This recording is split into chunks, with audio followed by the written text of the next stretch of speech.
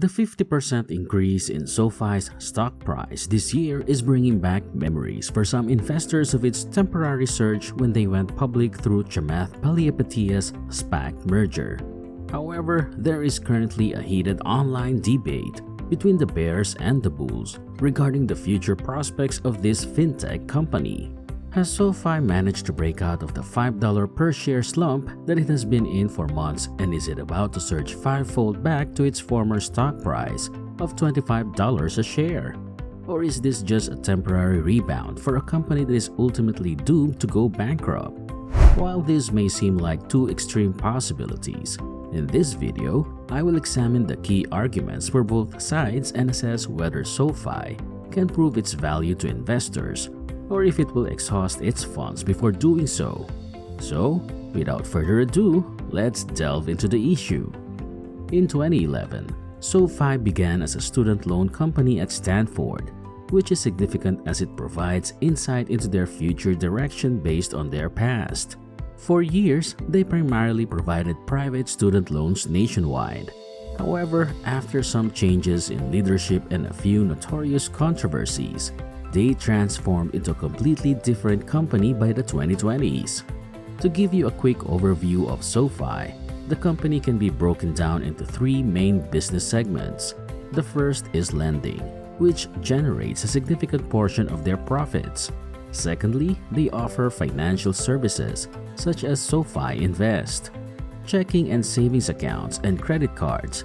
These services serve as the top of SoFi's sales funnel, attracting new customers and directing them towards more profitable areas of the company, such as lending. The third business segment is their technology platform, which serves as the backbone for all of their services and is now being marketed to other fintech companies such as Robinhood. However, SoFi is not content with its current position and aims to expand further, which affects its valuation. Although SoFi has the volatility of a tech stock, they are currently valued similarly to a bank. The primary reason for this lower valuation is the concern that SoFi may face bankruptcy.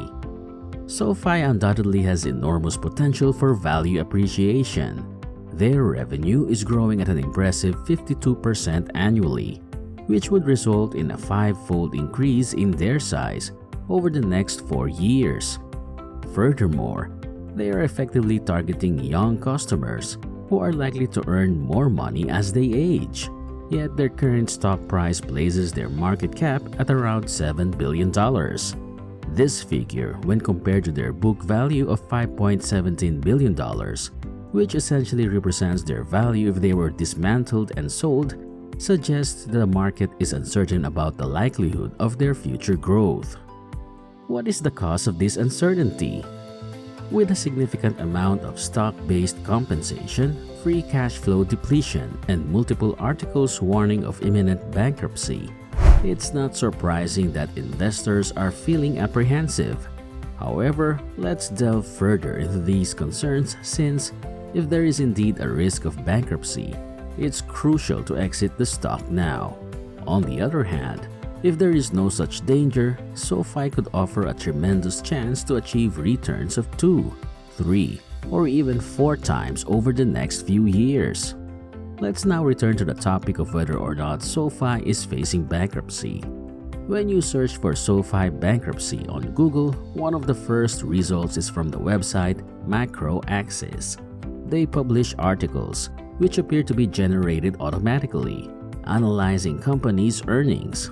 In their article on SoFi, they discuss the likelihood of the company facing financial distress and estimate that there is a 69% chance of this happening. However, they clarify that this probability does not necessarily mean that SoFi will go bankrupt, but rather they may struggle to fulfill their financial obligations. The analysis is primarily based on 2 metrics, the Altmans Z Score and the Piotroski F score. Interestingly, I feel compelled to say the latter with a sloth-like accent, but that's beside the point. I researched the calculation methods for 2 scores used to predict the likelihood of SoFi going bankrupt. The Altmans Z Score measures how much money a company has and how quickly it is spending that money. SoFi score is 0.6, indicating a high risk of financial distress and potential bankruptcy.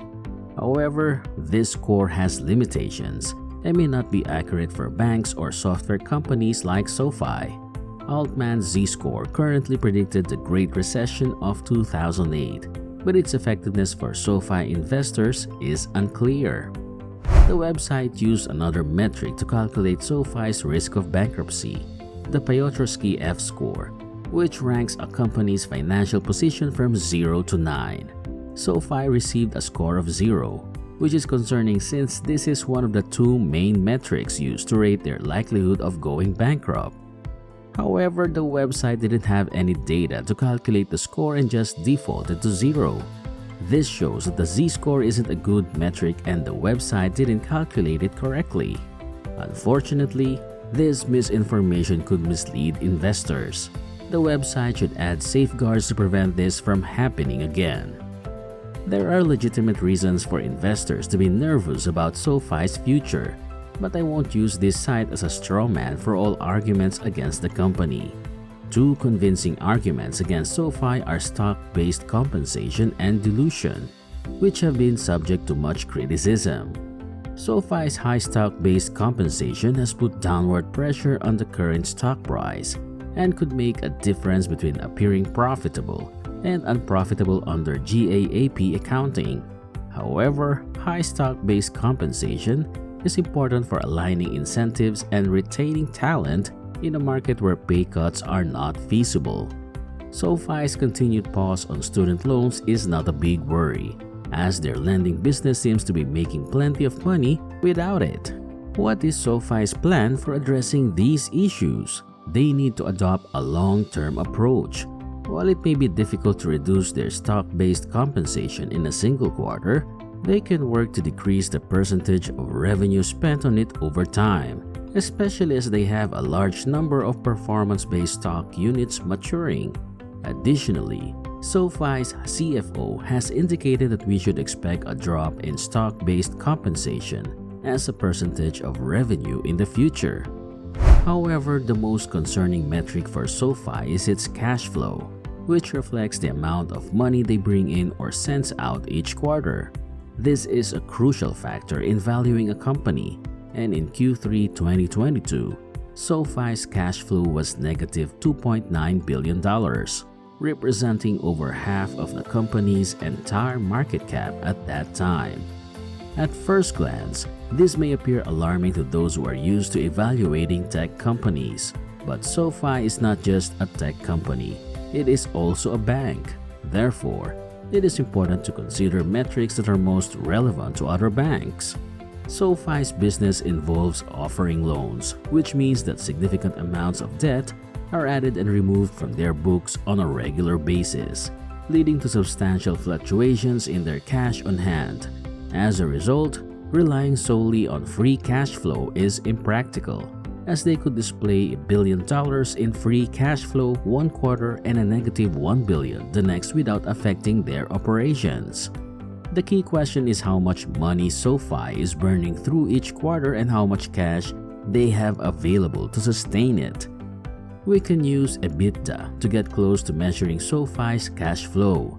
SoFi made $143 million in adjusted Ebitda last year, basically profit for the company.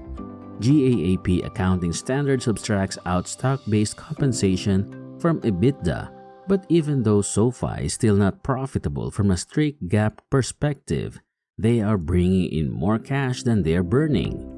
The company is growing at 52% year over year, spending less on stock-based compensation each year as a percentage of revenue while positioning itself perfectly for future growth.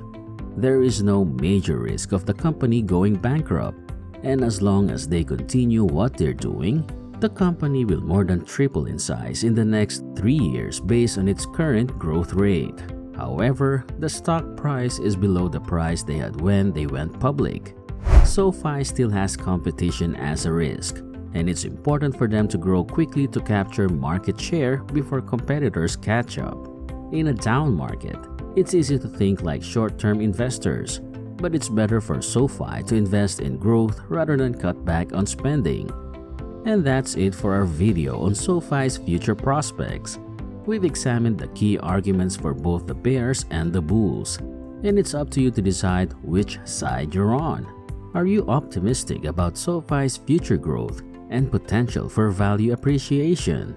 Or do you think that bankruptcy is a real possibility? Let us know in the comments section below. That's it for today. Thanks for watching. I'm Fred. Please subscribe, like, and share this video.